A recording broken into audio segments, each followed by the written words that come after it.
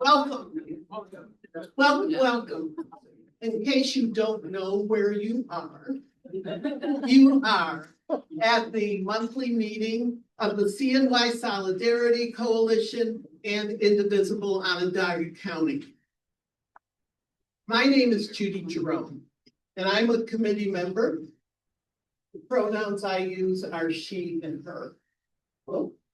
As we begin, we acknowledge with respect the Onondaga Nation, fire keepers of the Haudenosaunee Confederacy, the sovereign nation on whose unceded lands Syracuse, New York currently resides. The Onondaga Nation continues to maintain their traditions, language, and sovereign government as the longest standing democratic government on Turtle Island. An action you can support, an action you can take to support the Onondaga Nation is to support returning Maple Bay to the Onondaga Nation. Now write this down, lakeback.org for more information on how you can take action. Tomorrow, January 12th, join us to demand ICE out for good. Justice for all. Justice for all. Those harmed and killed by ICE. We will rally at 3:30 p.m. at Columbus Circle, then march at 4:30 p.m. to Clinton Square, where a vigil will follow. Our community stands together against detention, deportation, and the violence ICE inflicts. Syracuse refuses to be silent. Show up, bring friends, share this information, and stand in solidarity. That's what we do. And now, for our very special guest today, our new mayor has been connected to Syracuse for decades. She came here in the early 1980s for college, grew her career in nonprofit leadership, and has spent more than 30 years working in community development, affordable housing, and neighborhood revitalization across the city. This long local experience gives her a strong understanding of Syracuse's unique challenges and opportunities. As deputy mayor, chief of staff for 8 years, she oversaw key city departments, including neighborhoods, business development, police, and fire, giving her direct administrative experience running municipal government. She also led major initiatives such as creating the mayor's office to reduce gun violence, directing the city's housing strategy to combat blight and improve affordability, coordinating community-informed police reform, launching apprenticeship and workforce development programs to connect residents to jobs. She emphasizes partnerships and co-governments with community groups like ours, nonprofits, business leaders, and government partners. She's described her governing approach as one of convener, bringing people together to solve problems rather than ruling from the top down. She is taking office at a pivotal moment for Syracuse with large projects like the Interstate 81 transformation and the economic impact of microcrime, which we talk about all the time here. She made history as Syracuse's first Black mayor and only the second woman to serve as mayor in the city's history. Her election represents a milestone for representation in local government. It is my honor, my unequivocally outstanding, superlative honor to introduce Mayor Sharon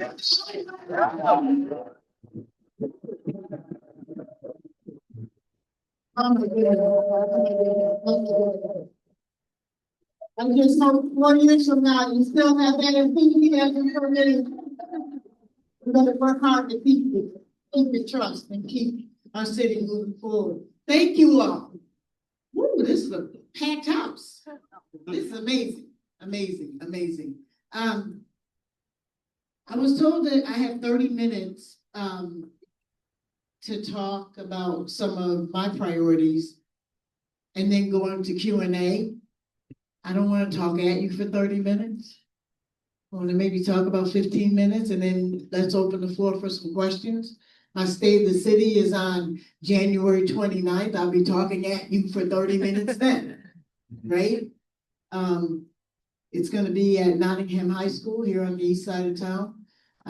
Doors are open at 5 o'clock and the address will be at 6. We'll start getting our Monday registration out for anyone that wants to be there. It'll be my first State of the City. It's interesting because I was talking to my team and I was like, you know what, I'd rather do it in like a TED Talk fashion.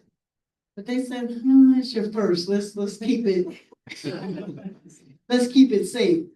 But after that, I'm changing it up. So I'm so glad to be here. I'm so glad to be the 55th mayor of the city of Syracuse. I was talking to somebody the other day, and they were saying, "Isn't it sad at this point that emphasis has to be in 2026 that you're the first Black mayor and only the second female?"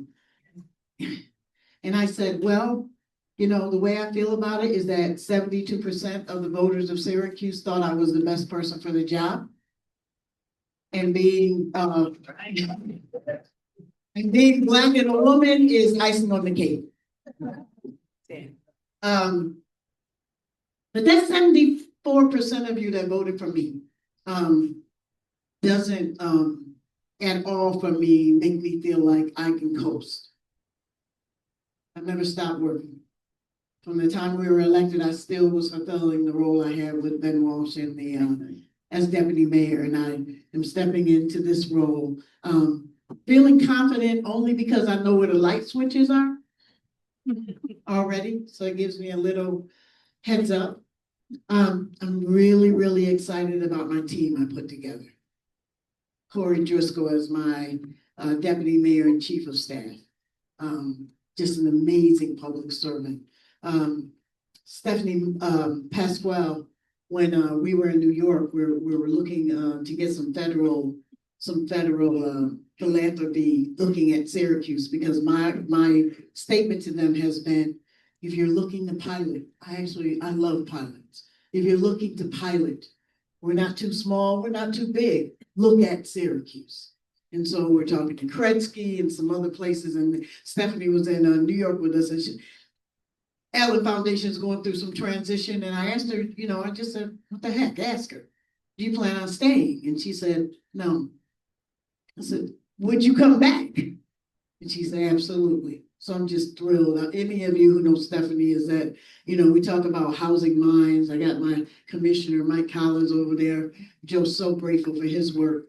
But no greater mind, housing mind in this country than Stephanie. And so bringing her back on. Eric Ennis, young up-and-coming individual in economic development. Kevin Henry is our chief operations officer. Kevin is the guy that I just called and said, why is that project not done? And Kevin knows where to go, who to talk to get it done. Still have Sue Katzoff in the law department. I have asked her how to make me the queen of eminent domain. So she's figuring that out for me. I'm really, too many companies come to our city and they open up branches all over the place, and then they downsize nationally and leave up these vacant spaces all over our city. And then there's the inability to really repurpose them because they want exorbitant sales prices, costs, and exorbitant rental costs. So how can we take them over? Sue is all, seriously, I think of all these drugstores. It's just vacant spaces all over our city. I know that the county wanted to occupy the one on Onondaga and South Avenue to open another, immunization clinic, something we clearly need in this community, but the company, the rent was too high, so they couldn't do it. And I'm like, no, that doesn't work for me. And now it's just a vacant space in our community. I'm thrilled with Sue because I'm not anti-landlord, I'm anti-bad landlord. So if you are not creating a space where it's safe and affordable and healthy for people to live, we're going to have a conversation with you. We actually are engaged right now with the new owner of Clear Investment at Skyline because they are not holding up their end of the bargain. It's taking too long. And between their ownership of the Skyline and their ownership of the Vincent Apartments, we're talking about almost 800 empty apartments when we have families, women and children in hotels. That's unacceptable. Any other elected officials in the house? I think I saw Mo. Hey, good to see you. Good to see you. I think I saw Mo back there somewhere. Hey, Mo. Getting ready to raise hell on the county ledge. Oh my goodness. Nobody saw all that coming, huh? That I am thrilled to work with our county representatives. I am absolutely thrilled to work with the county council under the leadership of Rita Paniagua. Let's talk a couple policy things. The first thing we're going to do is not repeat the mistakes we made with the last budget cycle. First thing on the agenda. So I've had conversations with President Paniagua, with Pro Tem Monto, with the financial chair, Williams, to talk about how we can get together around the table to begin to prioritize what the city administration needs, what the common council would like to see as far as their priorities, and let's get to a place where we can agree. We both understand that our deficit is not sustainable. We both understand that we have to increase revenue. We both understand that we cannot continue to burden our 48% of you who pay property taxes when 52% of our property owners do not pay taxes. 52%. And so we are going to, my pledge to them is not sending a budget to them for the first time, for them to see it for the first time 2 weeks before they have to approve it. Let's walk through a process to understand the priorities of the executive wing and the priorities of the legislative wing so that we can come together on a workable budget because the people and the taxpayers of Syracuse deserve us working together, not fighting. About one of the most important things is our city budget and how we spend our dollars and identify revenue. So that's one of the things I'm really excited about, and one of the reasons why I appointed Corey Williams as the chair of my transition team's fiscal sustainability group. And they really have come up with some good things that we're going to be unveiling at the end of this month at the State of the City. I'm really excited about that. Let's just rip the scab off. What is going on in the nation around immigration is just ridiculous.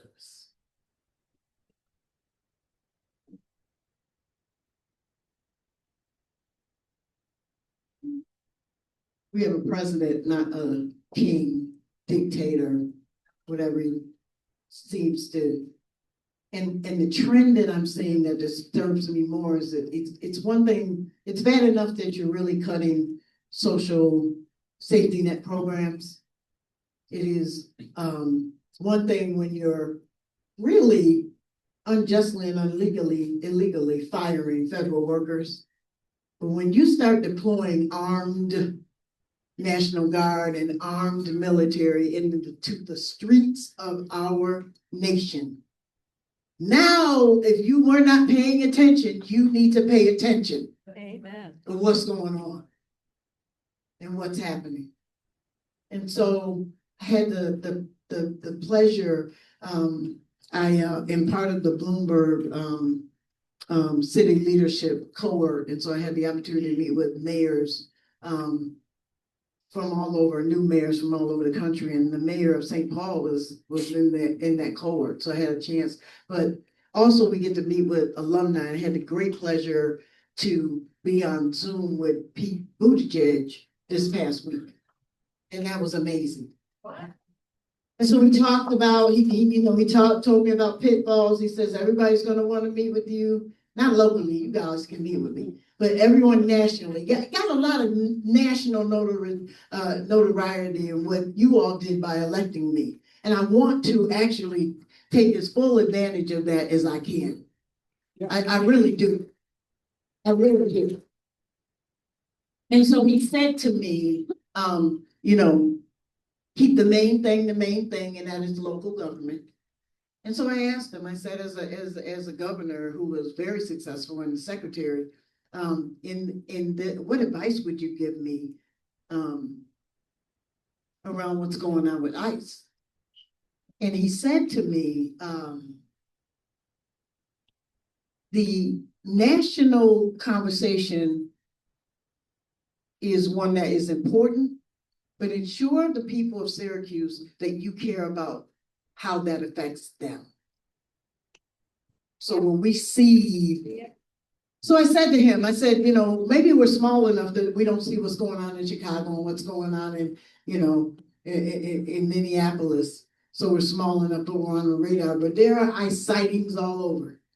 And I want you all to know that it is you who let us know that there are sightings, that ICE is on the move in our community. People really are surprised when I tell you that. The police are not notified, and the mayor's office is not notified.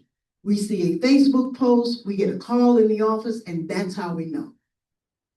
So you continue to be our eyes and our ears so we understand and we see what's going on.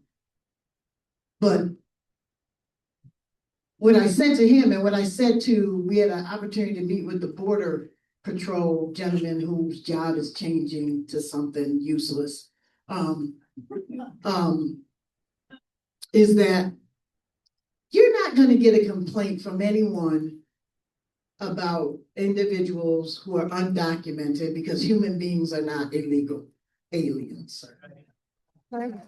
Human beings are undocumented. So you're not going to get a complaint about an undocumented individual here who is causing harm to our community that needs to go through a due process if they've broken the law. That is not what we're seeing here. You're going after individuals who work in the cafeteria at a hospital, or whose partner owns a business. Yep. That's who you're going after. So sometimes you have to get into the mind of the person you're trying to understand, even if it's a scary place to be.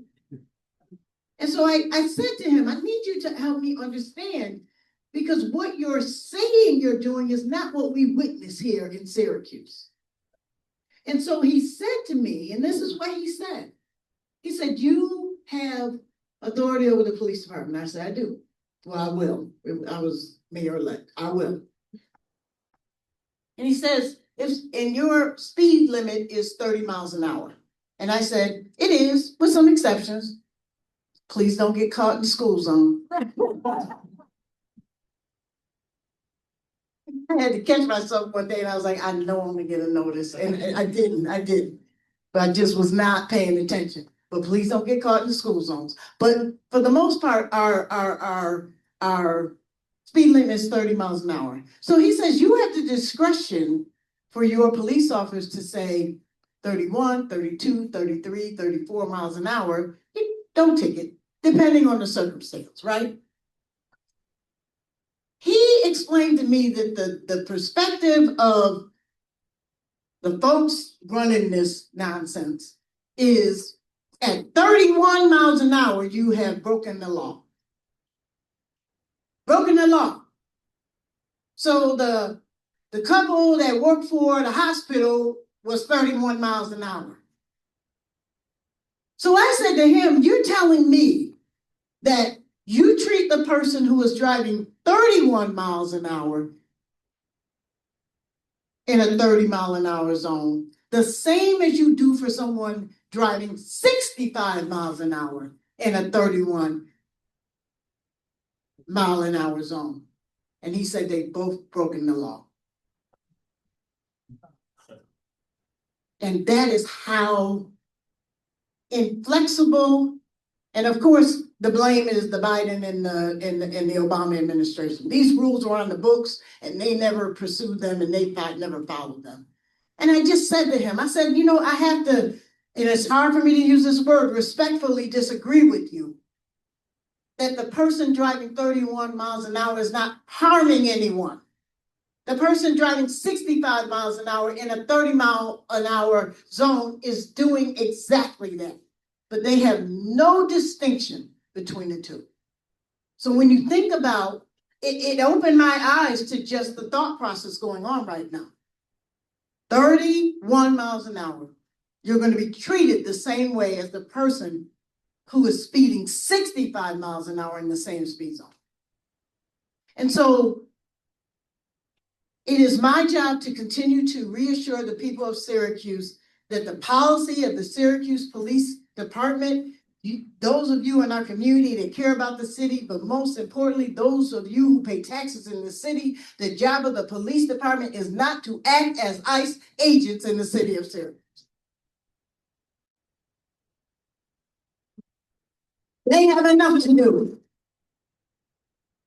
We have to stop people from stealing your packages. So that is not a priority. That is not what we pay them to do. And so now I am thrilled to know that working its way through New York State is the law to do in every municipality what we've committed to do. Because there are communities that are signing agreements with Homeland Security for their law enforcement to act in the capacity of ICE agents. The diversity of this city is what makes us the best there is.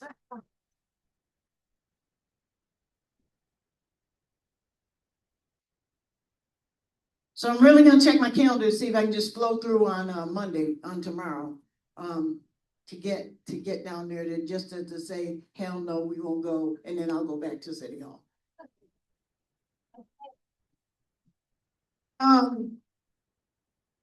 Priority for me, housing. I ran on the platform of good cause eviction. It is in the wheel well of the Common Council. It'll be a legislative item for the council. They put it together. They sent it to me. I'm signing it. It is important to protect renters, and 60% of the people who live in this city rent. It is my mission to increase home ownership. You guys know my background from home headquarters. Home ownership is the first step to generational wealth. Generational wealth. So I want to increase the number of homeowners, but everyone is not going to own. And so how do we protect the rights of individuals? It does not stop evictions. It does not stop evictions. I've actually talked to one of the judges who feels like it's going to give them a greater guidance of when cases come before them in court. We are going to really provide the supports needed for our code enforcement department, beefing up their ability to protect individuals. We just received notice we got another $1 million from HUD. I can't believe they're still funding New York State in any way possible, but they did, for lead paint. 4 million. I said $1. $4 million for lead paint. While the EPA, and we are working on the private side. Many of you who live on the east side have been living through it. We are replacing the private side water lines into houses. We've always done the public side, but we now are doing the private side. And so we only had one contractor. We have expanded that to, I believe, 4 or 5 contractors, so we can really speed up how this is happening. Thank you. Yes. Yes. So we can really speed this up. Let's all be clear that we have the safest, cleanest water source in the nation in Skiddy-Atlas Lake. We do. The problem is the infrastructure that the water travels through, which is old and ancient. And as we look at what happened, was that DeWitt, the big 4-foot main? Oh my goodness. We have a couple of those I'm worried about in Syracuse too. This infrastructure is ancient. When we renovated the water lines, first term of Walsh's administration in front of the Landmark Theater, we got these texts, and everybody just texts going. I was like, what happened? So we're come down to the Landmark, and I'm thinking, what in the world happened? We go there, we look in the hole. It is an entire chimney, brick infrastructure. Brick infrastructure. That's how old it is. That's how old it is. And so we continue to replace. I have to give props to the DOT and 81 and the work being done, because what they're doing is they're just not resurfacing the roads, but they are doing the underground infrastructure too at the same time. Dig once is critical for us. Well, we have to get on the same page as National Grid to stop digging up our roads after we pave them over. I also want to say to you, this last snowstorm, we learned some lessons about how to manage our own staffing to make sure that we can get out there during a snowstorm. When I was elected and I started getting all of these questions locally and nationally, what is the one thing that keeps you up at night for becoming the next mayor when you start in January? I said, moving snow. You love me today, you won't love me tomorrow if you can't get to work. So really working with our commissioner, Kevin Henry, in that capacity. We have a problem right now with our sidewalk contractor. So we had to bid municipal, we have to bid these out. So we bid out, and many times municipal law will tell us to contract with the lowest responsible bid. So we got the lowest bid, but it definitely is not the lowest responsible bid. So we're taking another look at that right now to change that up. The company that we had before wasn't perfect, but they were way better than what I'm getting right now. And so that was the first thing I said to Kevin Henry and Jeremy Robinson, is to do that. Our city is growing. The development for I-81 has been going on like gangbusters. So again, just the 30,000 foot, all the preparation we've been seeing have been contract phases for the south of the city and north of the city to prepare 481 to be the new 81. So that is all the work you've been seeing. The roundabout up near Loretto, all of that work and what's been going on north of the city. All in preparation for rerouting traffic around the city in preparation for the viaduct coming down and the community grid. They have been going like gangbusters. And all of that work has been happening, but that work is coming straight home really quickly, right down the middle of the city.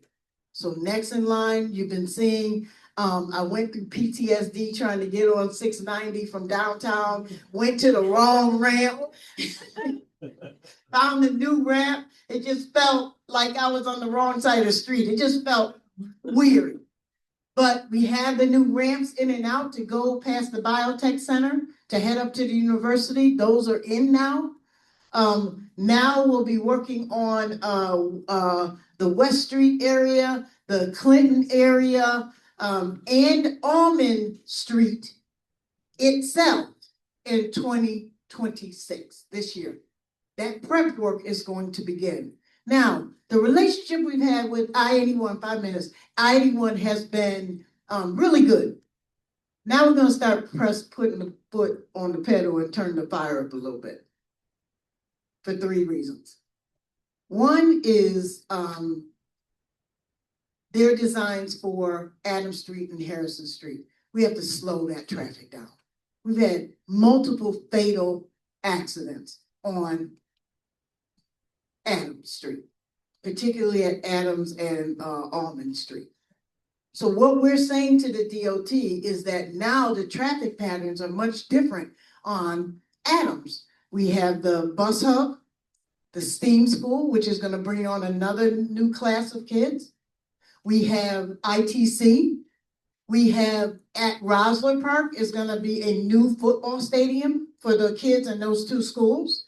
And then we're going to double the size of the housing at McKinney Manor. Traffic cannot move anymore in what feels like a 4-lane Erie Boulevard.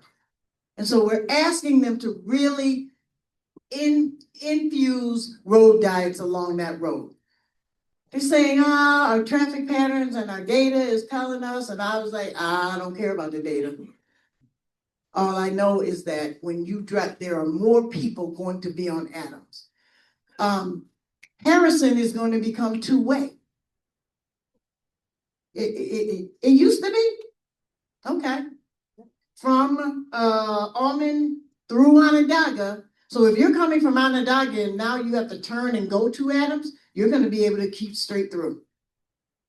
So that is going to change.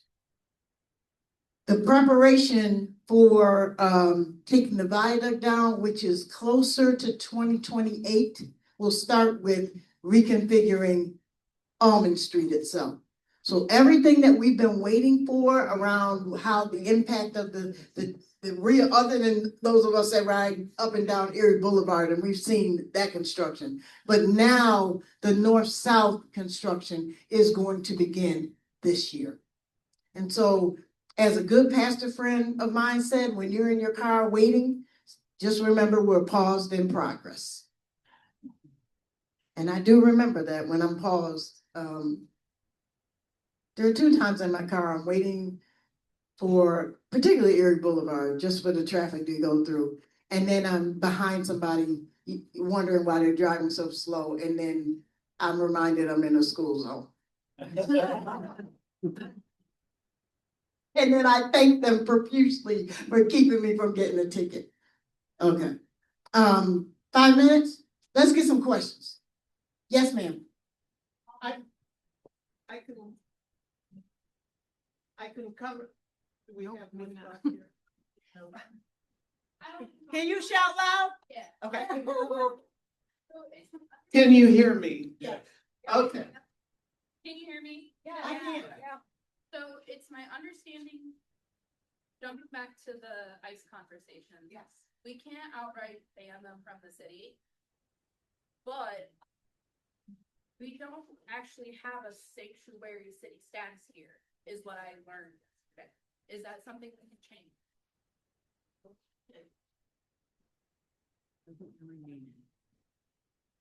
I'm going to be honest with you. The determination of us calling ourselves a sanctuary city is going to bring issues that we don't need because we have our own internal policies. The important thing about the issue of sanctuary cities is not having our law enforcement engaging in activities that ICE, and that is not going to happen under me. Hold on. So the Mike Ron Community Engagement Committee was created in 2022. You were an ex officio member. They had made a big splash and then disappeared from sight. And there were lots of recommendations regarding housing, workforce development. My question is, the only thing that Syracuse, the main thing Syracuse will benefit from this incredible project is jobs. Right. And when there are jobs and people earn family sustaining wages, then they can afford to buy houses. So my question to you is, there were recommendations made. There was a whole list of them. Significant numbers of the members of that committee were Syracuse based. What role will the city of Syracuse play in advocating for those recommendations and supporting the already structured and active groups that are in this community advocating for jobs and housing in addition to the environmental issues around Micron, we're looking for partners. My big mouth. I just had a conversation with Melanie Littlejohn, who is a co-chair with Tim Panic, saying, where are we going? So half of the commitment was from Micron. There was a uneasy moment when we didn't know whether or not what was going on because they were expanding in Boise, remember that? And part of that was due to New York State's environmental process. We're New York State, we care about our water and our green spaces, right? And so there's a process that they didn't have to go through in other parts of this nation, but particularly in Idaho. And so now they're moving forward. There's a groundbreaking gonna happen next week. And now it is time to reenact the process. It is New York State's Department of Economic Development, ESD, who has the responsibility of overseeing that process moving forward. So I just had this conversation because when I heard we're gonna be moving forward, what happened to the committee? Where are we going with this? And so it is the role of your mayor to ensure that ESD, the state, the governor, continues this process that they started and the financial commitment that was made. So I absolutely am going to be the individual, ringing that cowbell to say, because you're absolutely right. One of the things I'm most proud of is the work that I've done around workforce development. We can talk about poverty till the cows come home. If we don't change the income that's coming into homes, then we're just blowing smoke about poverty. You have to increase household wealth. And so you do that by job training, you do that by job opportunities. And I keep reminding people, not just Micron, but all the residual companies that will be here as well. Okay? So you can count on me. The other thing you can count on me being is a loud voice to the New York State DOT, because as that viaduct comes down, they own the land under that viaduct. That's why SUNY parks all along east and west of Almond Street under the viaduct. That land needs to be conveyed to the city of Syracuse.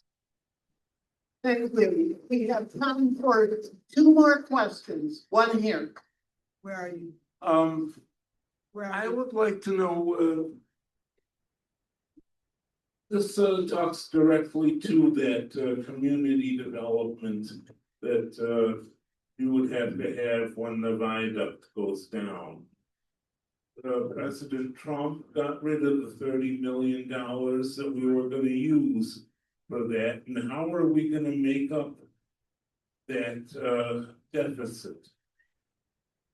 So that Reconnecting Communities grant was to supplement the New York State DOT's plan. New York State's DOT's plan basically runs north-south and Adams and Harrison, what I talked about before. The Reconnecting Communities was going to help us in creating different amenities that can complement what's going to happen with the DOT. What you are talking about is why we need to get from New York State commitment to convene. So part of the DEIS process that we went through for multiple years was our recommendation and neighborhood coalition recommendations that they form a land disposition working group. What the DOT was saying to us was, we'll do it after the project is done. Oh no, that needs to happen now. So we are finally hearing from New York State DOT, the convening of that group, so that we can talk about why is this important? Because with city ownership of that property, we will then be able to, in a public fashion, identify the land use and the zoning for that area. So we can determine for ourselves what will be built there and how that land will be used. If not, the state could sell it to the highest bidder, and we will have no control over what happens there. Now, we've been told by New York State that because it's part of the Federal Highway Administration, that they really can determine what the use can be.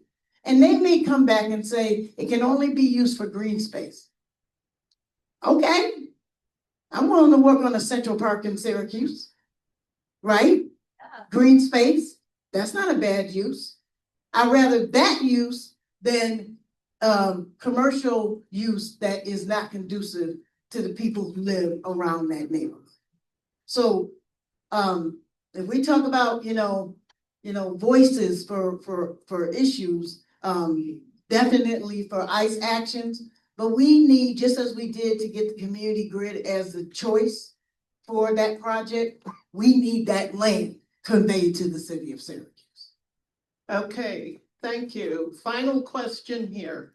Final question. Hi, Syracuse has one of the highest rates of lead poisoning in the country, and it's been a very long time that that's happened. The rate of water inspections of lead pipes from the street into houses and into the kitchens or bathrooms is incredibly slow and inadequate. And it has not been given adequate, nor has remediation. So even handing out the filters to get to school kids has not really happened. And then when you do filters, you have to give out replacements for them and they wear out, and you have to give instructions on how to use them. None of that is happening. So we have the pipes, we have temporary help aid to try and remediate some of the poisoning. It's all being done inadequately and slowly. And we have children, we have 10% to 25% in certain neighborhoods where children have lead poisoning. What do you propose? So the biggest change is we, up to now, until we receive funding from the EPA, which knock on wood, I can't find, was not clawed back from the federal government. So we're using that fund, those funds, to replace private side pipes. What I shared earlier, and I don't know if you were here, you might have missed it, is that we only have one contractor doing it. Now we have 5. We've really pushed in more contractors so we can speed this up in order to get this done. The other issue that we're going to have is we have funding we have now. We probably at some point, unless we can make it through this administration to a new administration and the EPA doubles and triples down on the funding commitment, we're probably as a city going to have to bond to continue this work, this important work. So when we begin to talk about bonding, borrowing money for this infrastructure work, I just want you to understand that grant dollars may dissipate. And then we will need to invest in our own infrastructure to ensure we're not poisoning our children. We just got a $4 million contract from HUD for the lead paint. While the EPA has been talking about pipes, only HUD does lead paint. And so we're going to be also implementing more. The other thing about lead paint remediation is that we don't have enough EPA certified contractors. If you know contractors, Onondaga County has a program that will certify contractors so that they can go in. You have to be EPA certified in order to do remediation safely, not just going in there and making lead dust all over the house for kids and families. You have to be EPA certified, and we don't have enough contractors.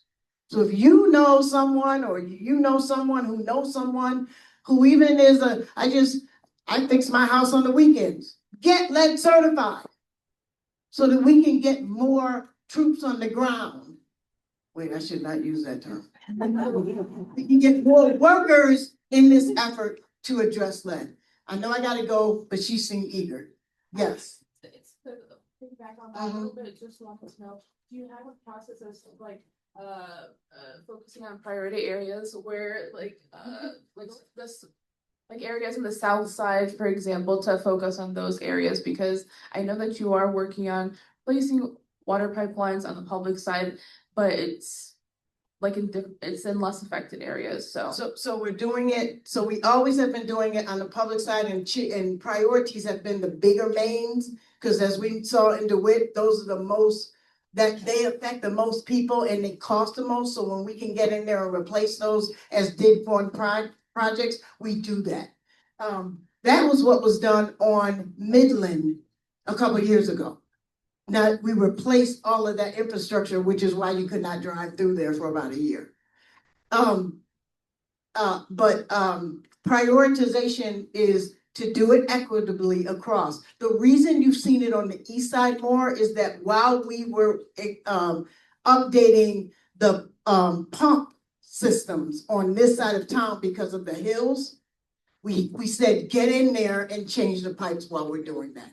Now we're going to distribute it more than that. But those pump systems were old. When you were not getting water pressure on the east side of town, it was because of old pump system infrastructure. Okay, thank you. Thank you. Mayor, Sheriff, Owens. I will be working myself every single day to maintain that enthusiasm. Thank you so much. Just so you know, this is actually the one legally required meeting that CNY Solidarity has to have. It is the annual business meeting. And there's only one legally required action that has to take place at this meeting, which is the election of the coordinating committee, who are in fact legally the board of directors of CNY Solidarity. So on the table was a list of the current Solidarity Coordinating Committee, and they are now being put up as a slate for re-election. According to the two rules of CNY Solidarity, we are open to nominations from the floor for anyone who wishes to serve on the coordinating committee, and we welcome you. We have a lot of work to do. When we started in 2017, we were opposed to the first Trump administration, and then we had Biden, and I thought, we're done with that. Who could have imagined that we not only would be going through it again, but it would be astronomically worse and frightening?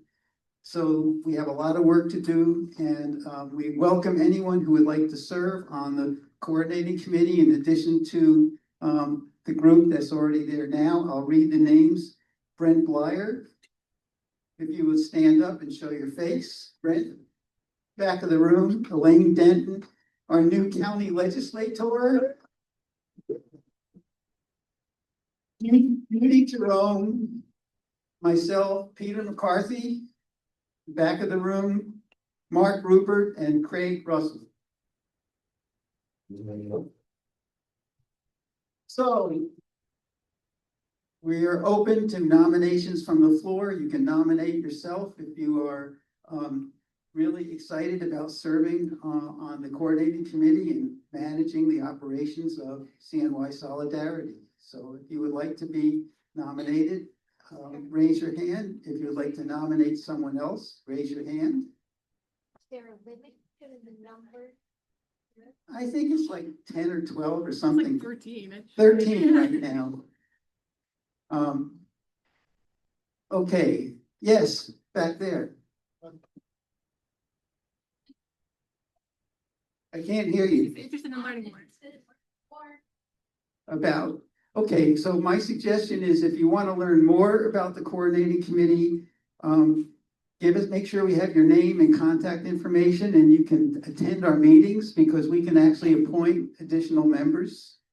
Okay. The second rule is you can't vote unless you have been to 2 meetings over the course of last year. And if this is your very first meeting, you're technically not eligible to vote for the coordinating committee. So I'm going to put the slate out that I have just given. It's printed on a sheet of paper. Everybody can have a copy of it. And I'm asking for someone to nominate the slate that is presented. I'll nominate. Thank you. I'll second. Thank you. Okay, all in favor? Yeah. Opposed? Abstentions? Thank you.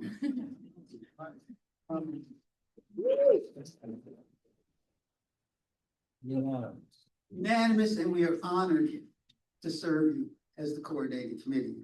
Second piece of business, which is not required, is the year-end financial report. Everyone should have a copy of it. There's two sides to it. This first side is basically the profit and loss.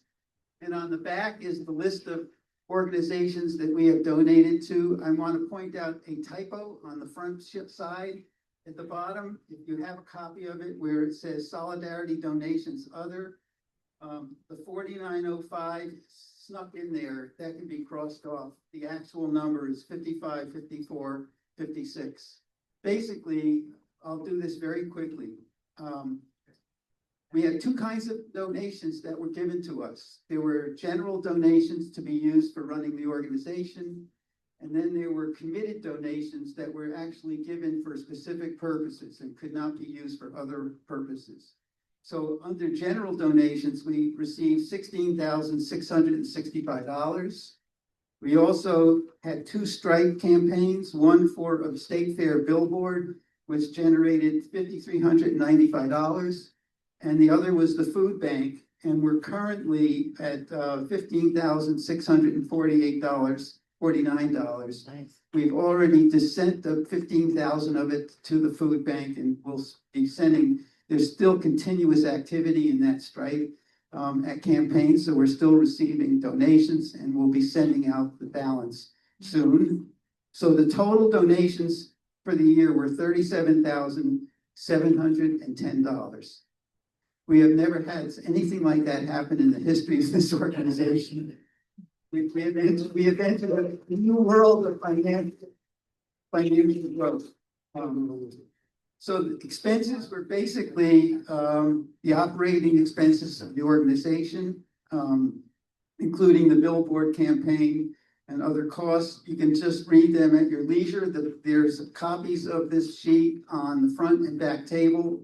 If you don't have them now, you can take them as you leave.